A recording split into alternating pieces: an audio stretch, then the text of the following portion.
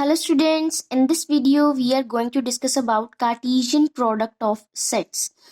इस वीडियो में हम देखेंगे कि कार्टेशियन प्रोडक्ट ऑफ सेट्स की हमें ज़रूरत क्यों पड़ी।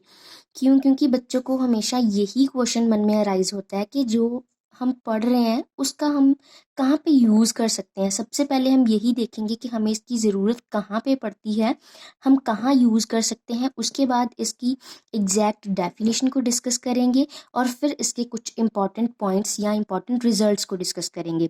तो चलिए शुरू करते हैं। Suppose A is a set of 2 colors and B is a set of 3 objects.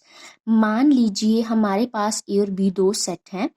A में 2 कलर हैं रेड एंड ब्लू, B में 3 ऑब्जेक्ट्स हैं B, C and S, where B, C and S stands for bag, coat and shirt respectively. ठीक है, अब ये मैं आपको क्यों बता रही हूँ, ये मैं इसलिए बता रही हूँ, ये हमें यहाँ पे ये देखना है कि कार्टेशियन प्रोडक्ट की ज़रूरत हमें क्यों पड़ी, इसका क्या फ़ायदा है। तो ये अगर आपके पास दो सेट हैं, मैं आपको पूछूं कि इन दो सेट के साथ आप कितने नंबर ऑफ ऑब्जेक्ट्स बना सकते हो। मतलब कि ये जो रेड ब्लू दो कलर हैं, ये 3 ऑब्जेक्ट्स हैं, आप डिफरेंट डिफरेंट कलर के कितने ऑब्जेक्ट्स बना सकते हो। ठीक है, यहाँ पे ये क्वेश्चन है, how many pair of coloured objects can be made from these 2 sets. अब हम देखेंगे यहाँ पे किस तरीके से बना सकते हैं। तो there will be 6 distinct pair as given below. 6 तरह के पेयर बन सकते हैं। किस तरीके से कि जो बैग है वो रेड कलर का बन सकता है, कोट रेड कलर का बन सकता है, शर्ट रेड कलर की बन सकती है, या फिर ये जो बैग है वो ब्लू का बन सकता है, कोट ब्लू का बन सकता है, शर्ट ब्लू की बन सकती है। ठीक है, तो यहाँ पे हमने देखा कि ये हमारे पास 6 डिफरेंट ऑब्जेक्ट्स जो हैं वो बन जाएंगे। कितने नंबर ऑफ ऑब्जेक्ट्स बन जाएंगे हमारे पास, 10, वी गेट 6 डिस्टिंक्ट ऑब्जेक्ट्स। अब यहाँ पे तो जो सेट थे वो छोटे छोटे हैं, इसमें 2 एलिमेंट है, इसमें 3 एलिमेंट है, तो हमने यहाँ पे काउंट करके देख लिया कि यहाँ पे 6 जो है वो ऑब्जेक्ट्स बन जाएंगे। बट प्रॉब्लम कहाँ पे आएगी, जब जो सेट हैं वो बहुत बड़े होंगे, उनमें नंबर ऑफ एलिमेंट्स जो हैं वो बहुत ज़्यादा होंगे, उस केस में प्रॉब्लम आएगी कि कितने डिफरेंट ऑब्जेक्ट्स बन सकते हैं। ठीक है, तो यही हमें यहाँ पे जनरलाइज करना है, देखना है कि कितने नंबर ऑफ ऑब्जेक्ट्स जो हैं वो डिफरेंट 2 सेट से बन सकते हैं। बट ये देखने से पहले सबसे पहले इसका क्या कर लेते हैं, एग्जैक्ट डेफिनेशन को देख लेते हैं कि एक्चुअल में कार्टेशियन प्रोडक्ट की डेफिनेशन है क्या। तो ये रही इसकी definition, given to non empty sets P and Q। आपके पास दो सेट होंगे P and Q, non empty मतलब कि जो खाली नहीं है। The Cartesian product of P and Q is the set of all ordered pairs of elements from P and Q। अब ये वाली लाइन को अच्छे से समझना है कि Cartesian product of P and Q में क्या होएगा, कौन सा सेट होएगा, is the set of all ordered pairs. अब ऑर्डर्ड पेयर क्या होते हैं, जब हम दो नंबर को इस तरीके से लिख देते हैं, कॉमा डाल के ब्रैकेट में लिख देते हैं, इसको हम क्या बोल देते हैं, ऑर्डर्ड पेयर। ठीक, अब यहाँ पे वो बोल रहा है कि कार्टेशियन प्रोडक्ट में क्या होएगा, ऑर्डर्ड पेयर्स होंगे, और वो जो एलिमेंट होंगे किस में से होंगे, P एंड Q, इन दोनों सेट्स में से होंगे। जो ऑर्डर्ड पेयर मतलब कि किसके बनेंगे, P और Q के एलिमेंट से बनेंगे। अब यहाँ पे एग्जैक्टली देखिए, that is Cartesian product of P and Q को किस तरीके से डिफाइन करते हैं, PQ, सच दैट पहले वाला एलिमेंट जो है वो पहले वाले सेट को बिलोंग करता है और दूसरे वाला एलिमेंट जो है वो दूसरे वाले सेट को बिलोंग करता है। ये साइन है बिलोंग्स टू का, कि small p belongs to capital P and small q belongs to capital Q। अब यहाँ पे देखिए, इफ ईदर P और Q is the null set, null का मतलब खाली, जिस सेट में कोई भी एलिमेंट नहीं है, देन ये जो कार्टेशियन प्रोडक्ट होएगा will also be empty set. Empty का मतलब भी खाली होता है, नल और एम्प्टी दोनों का मीनिंग सेम होता है, जिसमें कोई एलिमेंट नहीं होता। यहाँ पे उसने क्या बोला कि अगर P और Q में से कोई भी सेट खाली है तो जो कार्टेशियन प्रोडक्ट होएगा वो भी क्या होएगा, वो भी खाली ही होएगा। That is Cartesian product of P and Q is equal to phi, इस साइन को बोलते हैं फाई। इसका मतलब होता है नल सेट या एम्प्टी सेट, ठीक है। अब जो एग्जांपल हमने पहले डिस्कस की थी वो मैंने दोबारा से लिखी है यहाँ पे कि ए सेट है, बी सेट है। कार्टेशियन प्रोडक्ट को कैसे बनाते हैं कि एक एलिमेंट को दोनों के साथ कर दो, दूसरे को दोनों के साथ कर दो, तीसरे को दोनों के साथ पेयर अप कर दो, तो ये आपके पास क्या आ जाएगा, प्रोडक्ट आ जाएगा, मतलब कि कार्टेशियन प्रोडक्ट आ जाएगा, ठीक है जी।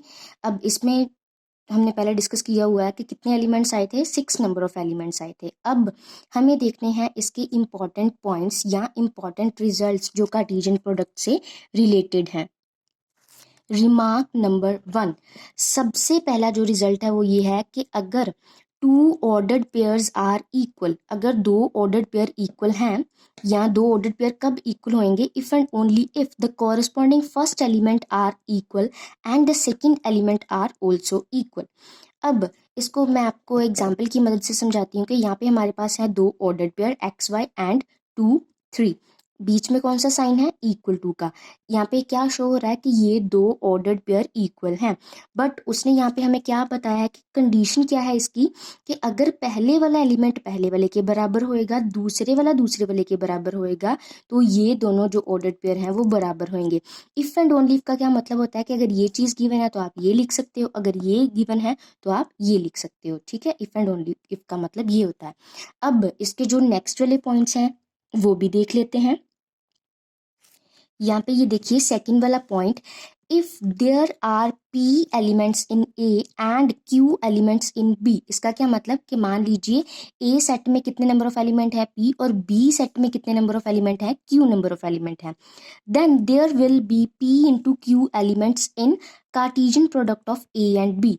अब यहाँ पे उसने क्या बोला है कि अगर आपके पास ए में कितने नंबर ऑफ एलिमेंट है पी, बी में कितने नंबर ऑफ एलिमेंट है क्यू, देन जो कार्टेशियन प्रोडक्ट होएगा उसमें कितने नंबर ऑफ एलिमेंट होंगे, जो इसके अलग अलग नंबर ऑफ एलिमेंट है उन दोनों को मल्टीप्लाई कर दो तो आपके पास कार्टेशियन प्रोडक्ट में जितने नंबर ऑफ एलिमेंट हैं वो आ जाएंगे, ठीक है। जो हमने अभी भी देखा था कि हमारे पास ए सेट में कितने नंबर ऑफ एलिमेंट थे 2, क्योंकि हमारे पास 2 कलर थे, ए में नंबर ऑफ एलिमेंट थे 2, बी में नंबर ऑफ एलिमेंट थे 3, क्योंकि इसमें क्या था हमारे पास बैग कोट एंड शर्ट, इसमें क्या था रेड एंड ब्लू कलर, ठीक है।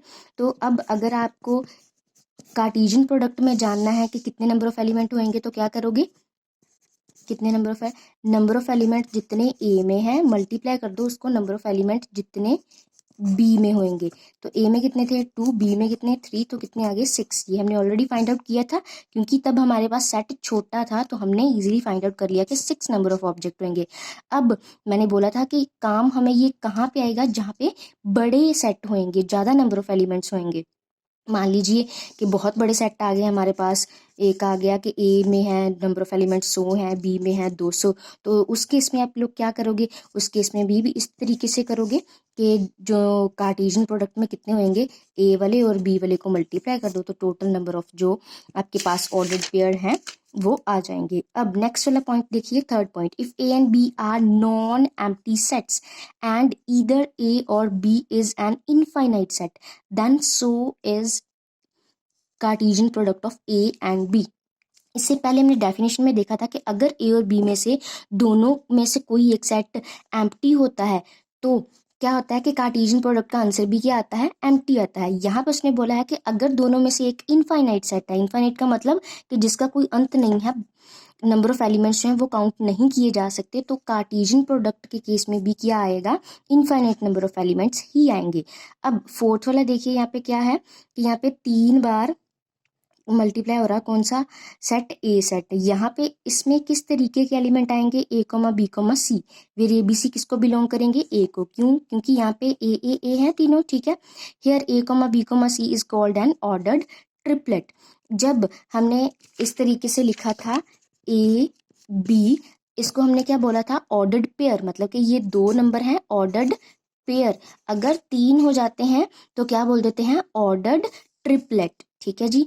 तो ये था आपका सारा कार्टेशियन प्रोडक्ट के बारे में। एंड अगर स्टिल आपको किसी भी स्टेप में या कोई भी चीज़ जो है आपको नहीं समझ में आई तो आप लोग कमेंट करके पूछ सकते हो।